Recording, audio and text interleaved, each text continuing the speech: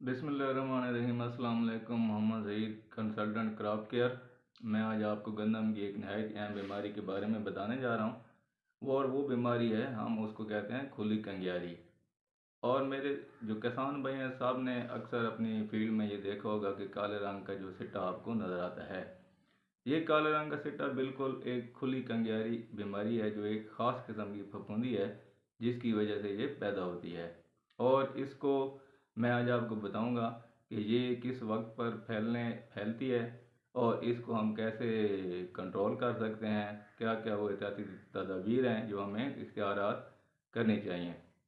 तो ये काले रंग की जो सफूफी पाउडर नुमा जो सिट्टा होता है हमें जो नज़र आता है, तो ये सबसे जो इसका टाइम होता है जब फ्लावरिंग पर आपकी फसल होती है गंदम की, तो उसमें जब ये सिट्टा आपका जो है वो निकलना शुरू हो रहा होता है तने से, तो ये वो वक्त होता है जब ये बीमारी फैलने के चांस होते हैं।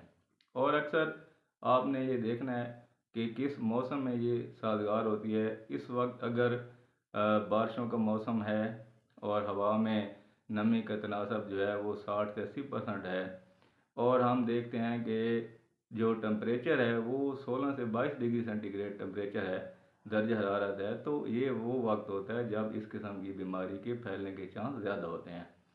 19 डिग्री सेंटीग्रेड टेम्परेचर पर ये बीमारी बहुत ज़्यादा फैलती है।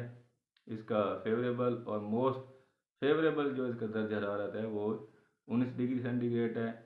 24 डिग्री सेंटीग्रेड पर ये दरमियानी किस्म की होती है, और अगर 29 डिग्री सेंटीग्रेड तक टेम्परेचर चला गया है तो फिर बीमारी के फैलने के चांस नहीं होते।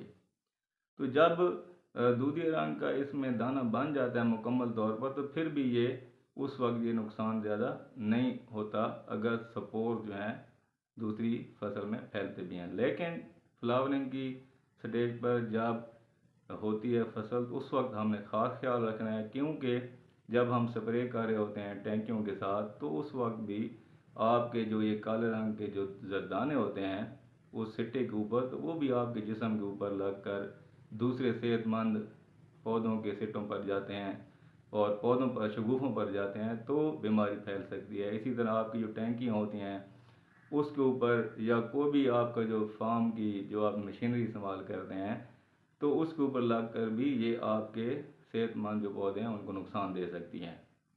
इसके अलावा अगर बारिश बहुत ज़्यादा तेज़ है, तो जो छट्टे वाली बारिश होती है उसकी वजह से भी ये स्पोर जो होते हैं, दाने होते हैं जो काले रंग के सफूफी, ये फैल सकते हैं। इसके अलावा आप हवा अगर तेज़ चल रही है तो उसकी वजह से भी ये फैल सकते हैं। तो ये वो सारी चीज़ें हैं जिसको आपने नज़र में रखना है, और आपने मौसम की बदलती सूरत हाल पर नज़र रखनी है। अब इसको हम कंट्रोल कैसे कर सकते हैं जिससे हम इन चीज़ों से कम बच सकें।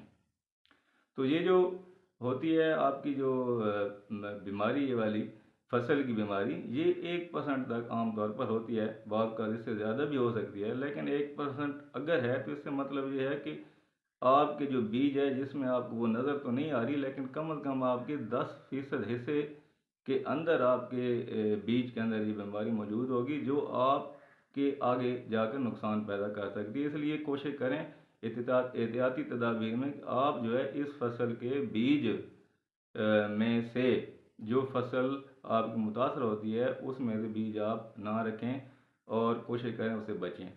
बाकी जो एहतियाती तदाबीर ये है कि आप जनाब मई और जून के महीने में इसको 4 से 5 घंटे अपने गंदम के बीज को पानी में भिगो कर रखें और उसको खुश्क कर लें और उसको अगली बिजाई के लिए महफूज कर लें।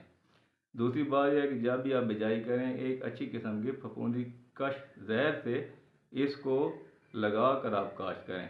तीसरा, कुव्वत मुदाफ़ियत रखने वाली गंदम की फसल को आप वैरायटी को आप काश्त करें। तो इसके अलावा अगर जब आपकी बीमारी फसल में ये आ गई है, तो अच्छी किस्म का आप इसके ऊपर केमिकल जो है, आमतौर पर टेबुकनोज़ोल जो है, या और भी अच्छी किस्म की मार्केट के अंदर जहर मौजूद हैं, आप उसको स्प्रे करके इस बीमारी से बच सकते हैं। बहुत शुक्रिया।